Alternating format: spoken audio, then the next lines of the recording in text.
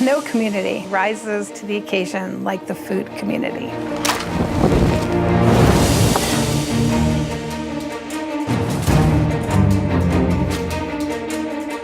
I think it's in our DNA to make things happen.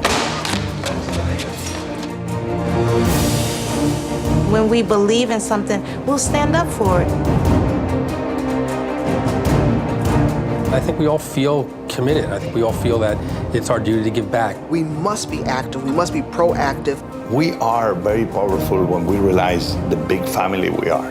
Our voices became important and became respected and became trusted. What's the next step? How do you use that trust that you've been given?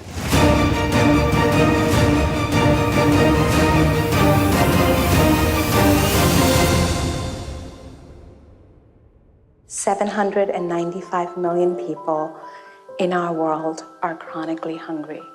I adopted my son from India when he was 3 years old, and at 3 years of age, my son was 16 pounds, distended belly, completely malnourished. So the idea that there are hungry people in the world makes me not be able to sit.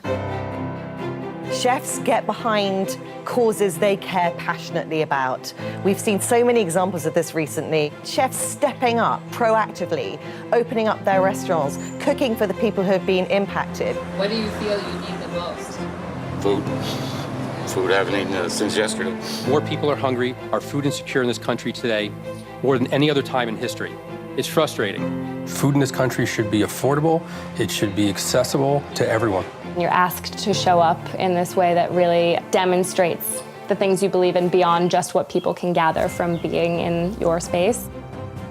Life is tough for survivors, but in the midst of the rubble, a group of volunteers from the Federation of Chefs has come to provide hot meals. There's a multitude of ways to get involved, right? Find what you really want to do and just go after it. We spend a lot of time at our restaurant trying to support charities that focus on children.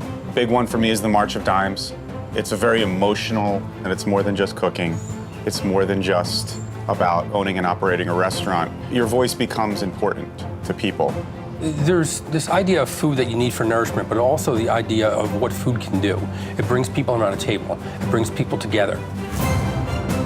The food community is so motivated to drive for better, more sustainable, more equitable food systems. The chef relies on the farmer relies on the chef. We all need each other. Chefs can affect that change very locally in terms of their choices around sourcing, their choices of suppliers, not just talk, but really drive through to policy change. What I realized is that I could use my voice to walk in and out of the lobbies of Congress to make policy changes happen.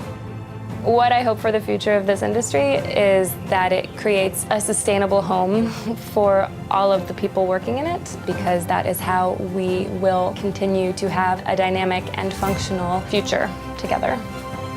I rise for hungry people. I rise for local farmers. I rise for my community. I rise for equality and equity. I rise for our young culinarians. I rise for minority chefs.